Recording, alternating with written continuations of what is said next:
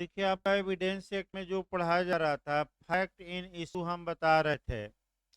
कई बार उत्तराखंड में भी पूछा गया है कि फैक्टा माने किन तथ्यों का प्लीडिंग में माने प्लीडिंग में आपका यानी कि उल्लेख करना आवश्यक है।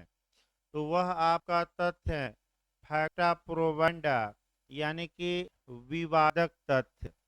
विवादक तथ्य आपका पहले से सेट नहीं होते, इन्हें अभिवचन के माध्यम से निकाला जाता है। ये देखा जाता है कि एक पक्षकार ने प्राख्यान या डिमांड किया है तो क्या दूसरा पक्षकार उस तथ्य को डिनाई किया है कि नहीं, प्रत्याख्यान किया है कि नहीं, इनकार किया है कि नहीं। तो मांग और इनकार से ही क्या निकलता है, फैक्ट इन इशू। जहां तक दृष्टांत की बात है, आपका कल बताया जा रहा था जो दृष्टांत दिए, बैठे हो अंदर बैठने दीजिए, इधर निकल जाइए या बैठिए, बैठे जल्दी बैठिए भाई। देखिए, आपका जहां तक दृष्टांत की बात है, फैक्ट इन इशू पर दृष्टांत भी बनता है और अच्छे अच्छे दृष्टांत बने हैं। आपका निम्नलिखित में से कौन विवादक तथ्य हैं, एक क्वेश्चन ऐसा बनता है तो उसमें आपका दे देगा। सतर्क ये रहना है कि अगर मामला कोई 6 से लेकर 55 तक में आ जाए तो वह सुसंगत तथ्य है। इसके बाहर चला जाए और विवाद हो तो वह क्या माना जाएगा, विवाद। जैसे कि आपका उदाहरण फिर देखिए जो बनता है, ए पर बी की हत्या का आरोप है। इसमें कौन विवादक तथ्य हैं, तो तीन चार हम भी विवादक तथ्य निकाल लेते हैं।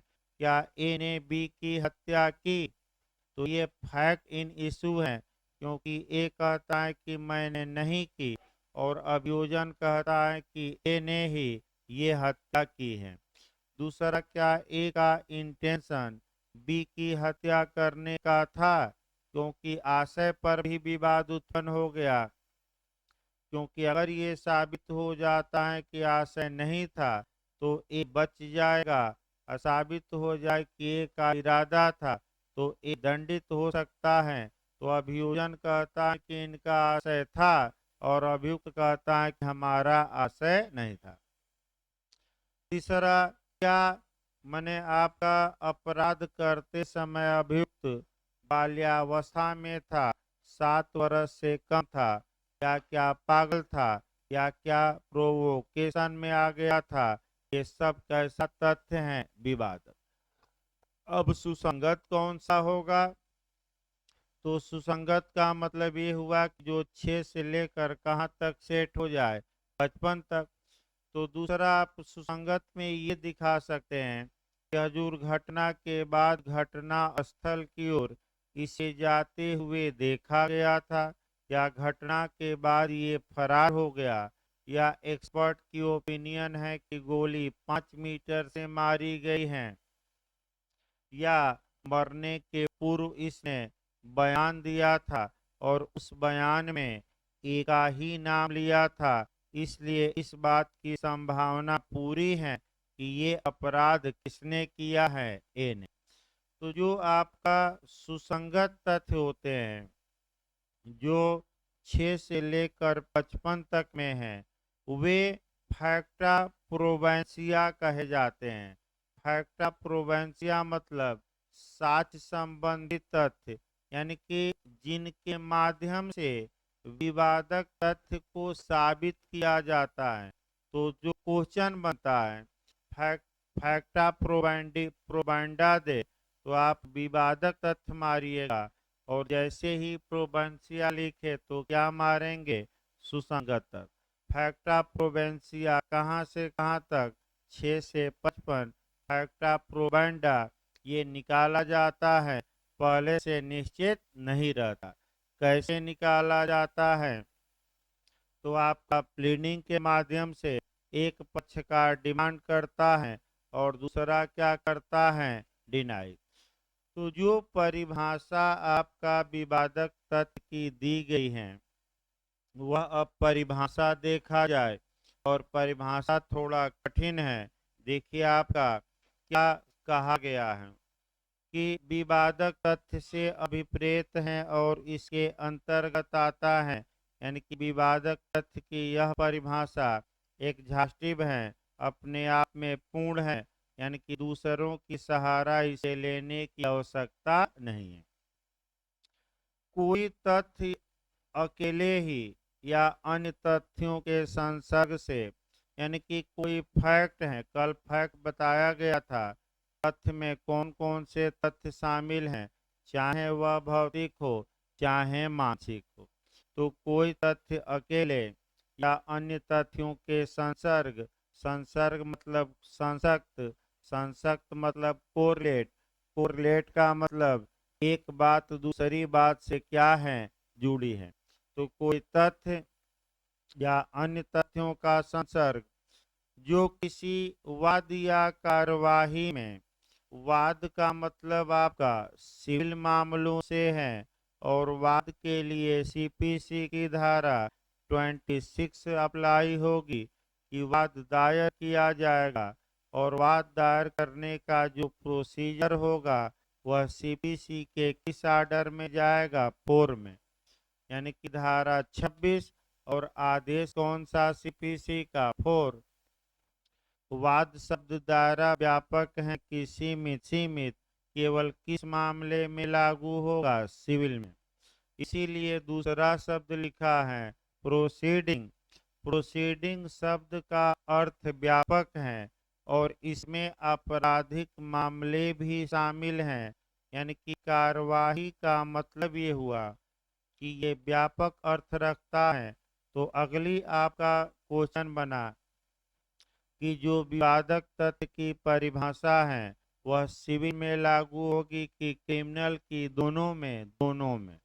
लेकिन एक इसका अपवाद है, वह एक्सप्लेशन है, स्पष्टीकरण है। पहले बेरेक्ट हो जाए परिभाषा तब तो बता जाए। देखिए, प्राख्यात या प्राख्यात किया गया हो, यानी कि एसर्ट किया गया हो, या प्रत्याख्यान यानी कि डिनाई, अर्थात इसका मतलब सामान्यतः हुआ कि विवादक तथ्य का मतलब ये हुआ, अभी तक कितना हुआ कि किसी वाद या कार्यवाही में, यानी कि या तो सिविल मामले या किसमें, क्रिमिनल मामले, कोई तथ्य या कई तथ्य, एक तथ्य या कई तथ्य, जिस तथ्य को लेकर एक पक्षकार क्या करता है, डिमांड, और दूसरा क्या करता है, डिनाई। अब तक इतना बताया गया।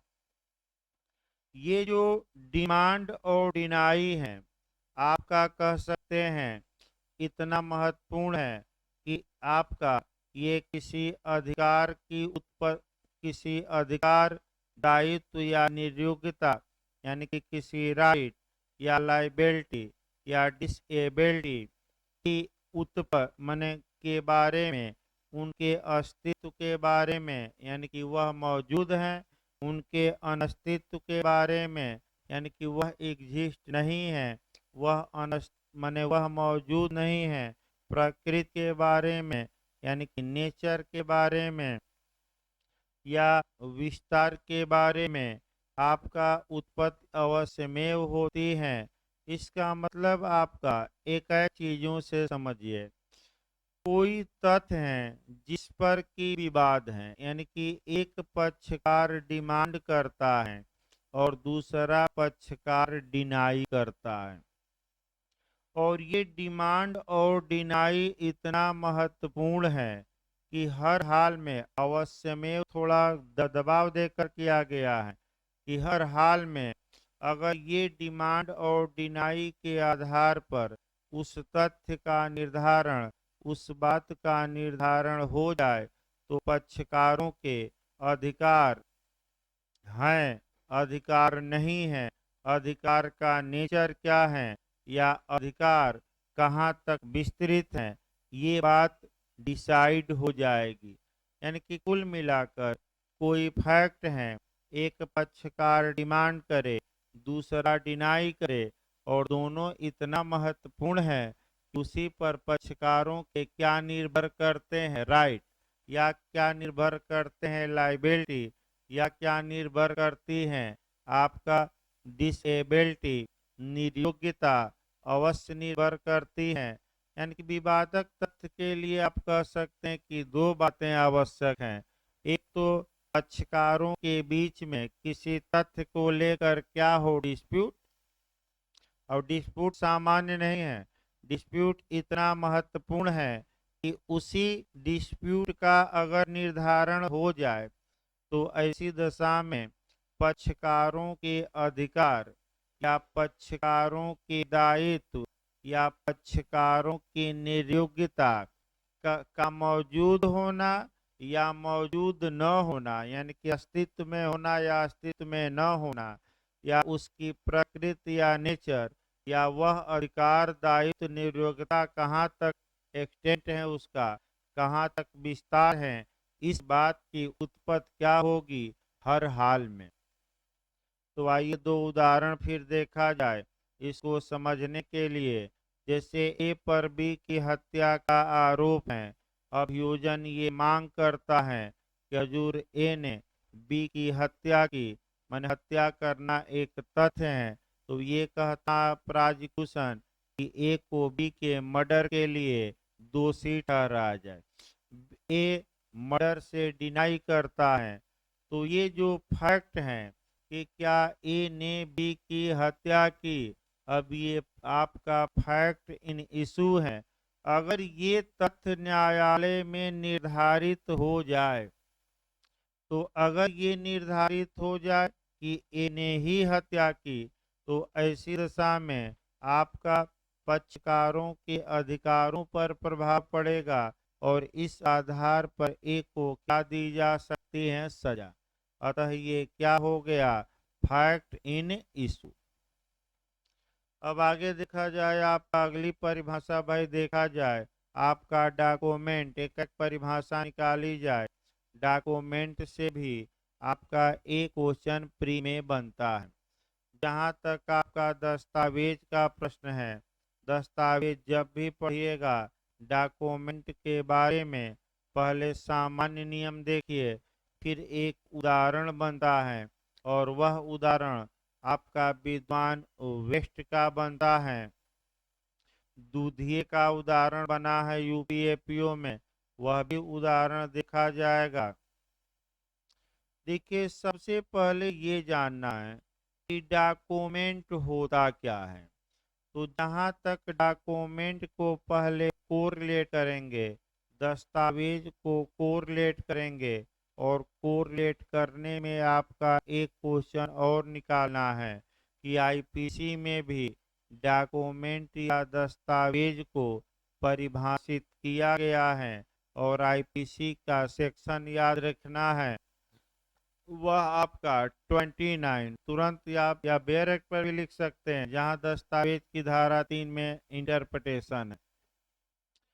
इलेक्ट्रॉनिक अभिलेख इस समय पूछा जा रहा है कि इलेक्ट्रॉनिक रिकॉर्ड को आईपीसी के किस सेक्शन में डिफाइन किया गया है।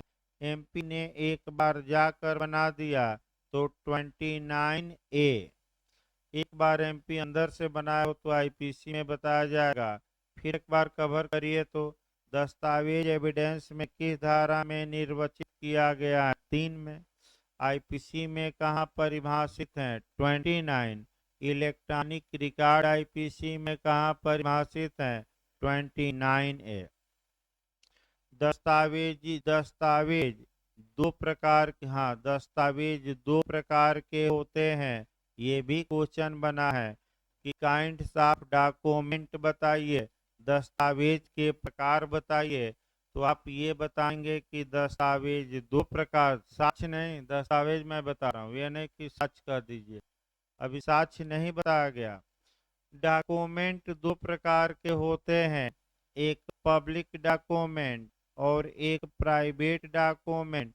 कम से कम शुरुआती दौर में सेक्शन रखना पड़ेगा।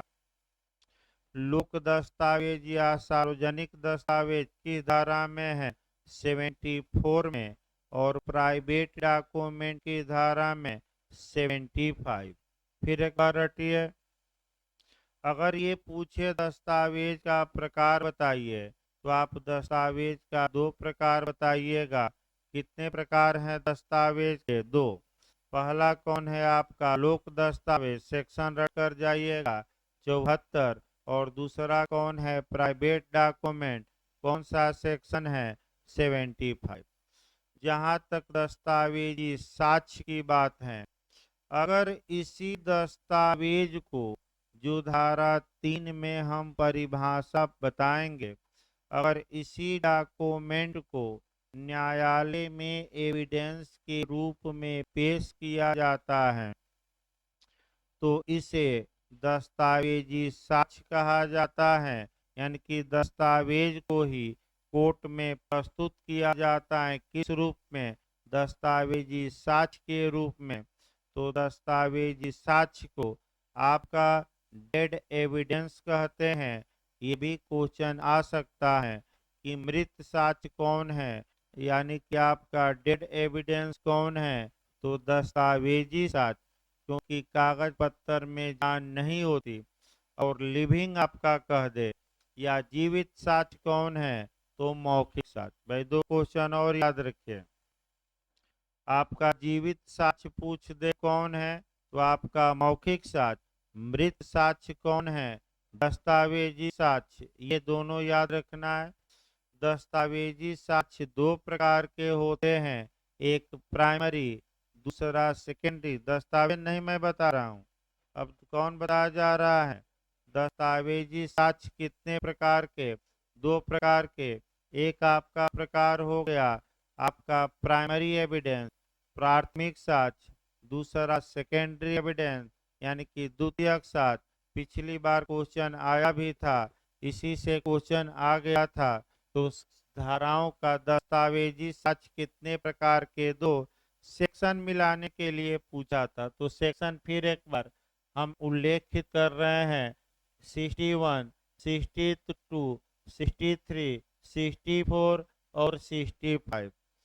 5 सेक्शन अब रट कर जाइएगा। इसी में एक सेक्शन पिछली बार मिलाने के लिए आया था, फिर एक बार हम बता दें। दस्तावेजों की अंतर्वस्तु को, यानी कि डॉक्यूमेंट के अंदर जो बातें लिखी गई हैं, अंतर्वस्तु मतलब क्या? जो उसके अंदर लिखी गई हैं। पूछा गया था ये भी क्वेश्चन आपका जे में कि दस्तावेजों की अंतर्वस्तु को कैसे प्रूफ कोर्ट में किया जाएगा। तो आपका दे दिया था प्राइमरी एविडेंस द्वारा, सेकेंडरी एविडेंस द्वारा, दोनों द्वारा, इनमें से कोई नहीं तो क्या मार कर आएंगे? दोनों द्वारा। कौन सा सेक्शन बताता है कि दोनों द्वारा? आपका 61। भाई याद रखिएगा कौन सा सेक्शन। अब मूल कॉपी या प्राथमिक साक्ष्य या ओरिजिनल एविडेंस कौन होगा? इसकी परिभाषा यही पिछली बार पूछी गई थी कि प्राथमिक साक्ष्य को कहाँ परिभाषित किया गया है? 62 में। द्वितीय साक्ष्य को कहाँ परिभाषित किया गया है? 63 में। पहले प्राथमिक साक्ष्य पेश करिए 64, और प्राथमिक साक्ष्य न मिले तब द्वितीय पेश करिए 65। फिर एक बार हम दोबारा रटवा रहे हैं। आपका दस्तावेजों की अंतर्वस्तु को कैसे साबित किया जाएगा? कहाँ बताया गया है? 61। कितने तरीके हैं? दो। क्या क्या पेश करके? मूल कॉपी या फोटोस्टेट कॉपी। मूल कॉपी को लीगल भाषा में क्या कहेंगे? प्राथमिक साक्ष्य। फोटोस्टेट कॉपी को द्वितीयक साक्ष्य। प्राथमिक साक्ष्य की परिभाषा किस धारा में? 62। द्वितीय की परिभाषा 63। पहले कौन पेश किया जाएगा? प्राथमिक। प्राथमिक न रहे तो कौन? द्वितीयक। 64 और 65। अब ये पूछा जाता है कि प्राथमिक और द्वितीयक में बेस्ट एविडेंस कौन है? तो बेस्ट एविडेंस कौन है? प्राइमरी के सेकेंडरी? प्राइमरी है। और ये क्वेश्चन आया था उत्तराखंड में कि दस्तावेजी और मौखिक में बेस्ट एविडेंस कौन है? डॉक्यूमेंट्री और ओरल में आ जाए तो डॉक्यूमेंट्री। जहाँ तक डॉक्यूमेंट्री साक्ष्य आपका डेड एविडेंस है, फिर भी ओरल एविडेंस पर प्रिवेल करेगा। और इसीलिए आगे सेक्शन हम बताएंगे 91 से लेकर 100 तक। लेकिन अब दस्तावेज की परिभाषा देखा जाए, और परिभाषा जब पढ़िए तो ये जो परिभाषा सेक्शन 3 में हम बता रहे हैं, लगभग वही परिभाषा आपका आईपीसी में भी दी गई है। तो देखा जाए, एक चार्ट बना लेना चाहिए और उसी पर 4-5 उदाहरण आपको देखा जाएगा। किसी पदार्थ को सब्सटेंस को, पदार्थ माने किसी चीज को, किसी सब्सटेंस माने किसी विषय को है भाई, किसी विषय को, विषय यानी कि मैटर को, तो यानी कि किसी मामले को, किसी विषय को यानी कि पहला हो गया मैटर को, किसी सब्सटेंस पर यानी कि किसी पदार्थ पर। अब देखिए, अभिलिखित किया गया है, रिकॉर्ड किया गया है, या तो अक्षरों द्वारा यानी कि लेटर्स द्वारा, या अंकों द्वारा यानी कि मार्क द्वारा, या आपका चिन्ह द्वारा, फिंगर द्वारा, यानी कि कैसे अभिलिखित किया गया है। तो अक्षर, अंक और चिन्ह, यानी कि पहला हो गया अक्षर द्वारा, दूसरा क्या हो गया अंकों द्वारा, या किसके द्वारा, चिन्हों द्वारा। और इरादा ये है कि इसे हम अभिलेखन के रूप में उपयोग करेंगे या उपयोग किया जा सकेगा। इसका मतलब ये हुआ कि किसी भी विषय को अगर किसी पदार्थ पर मने लिखा गया है, अभिलिखित किया गया है, चाहे आपका अक्षरों द्वारा, या अंकों द्वारा, या चिन्हों द्वारा, या इनमें से किसी एक द्वारा, या किसी दो द्वारा, या तीनों द्वारा। और उद्देश्य क्या है कि भविष्य में जब आवश्यकता पड़ेगी, हम इसे अभिलेखन यानी कि लिखावट के रूप में प्रयोग करेंगे, या प्रयोग किया जा सकता है। सकता मतलब की संभावना है कि भविष्य में विवाद उठे तो ये लिखावट के रूप में क्या किया जाएगा, प्रयोग। तो आपका पहला, तो आपका गजनी फिल्म का उदाहरण देखिए, 7-8 उदाहरण रट कर जाना है। तो पहले एक फिल्म का उदाहरण देखा जाए।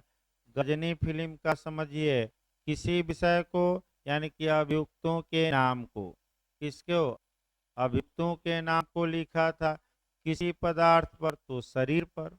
आपका अंक द्वारा लिखा कि अक्षर द्वारा कि चिन्ह द्वारा, तो अंक द्वारा लिखा नहीं था, चिन्ह द्वारा नहीं, बल्कि उनका नाम लिखा था, तो क्या हो गया अक्षर। और इसलिए लिखा था कि भविष्य में हम अभिलेखन के रूप में क्या करेंगे, प्रयोग करेंगे। आपका इसलिए लिखा कि एविडेंस की एक और धारा याद रखिए, 159 के तहत हम मेमोरी रिफ्रेश करेंगे, स्मृति ताजा करेंगे। यानी कि जैसे ही हमें होश आएगा, हम स्मृति ताजा करके एक एक अभियुक्तों को खोज कर कहाँ पहुंचा देंगे, आपका ऊपर पहुंचा देंगे। तो बताइए, जो शरीर पर लिखा है अभियुक्तों का नाम, क्या वो डॉक्यूमेंट की परिभाषा पर हूबहू सेट होता है कि नहीं, होता है। इसलिए वो डॉक्यूमेंट माना जाएगा कि नहीं। अब आइए आपका दूसरा, इस समय टैटू लोग बनवाते हैं। तो जो शरीर पर नाम लिखवाते हैं, क्या वो दस्तावेज हैं कि नहीं है। और अंगूठी पर नाम लिखवा लिए, तो वो दस्तावेज हैं कि नहीं है।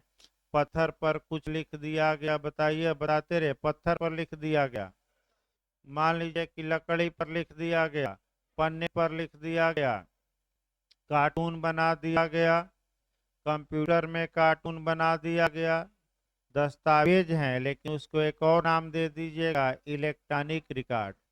और उपहासांकन यानी कि कार्टून बनाना दस्तावेज है कि नहीं, है ही।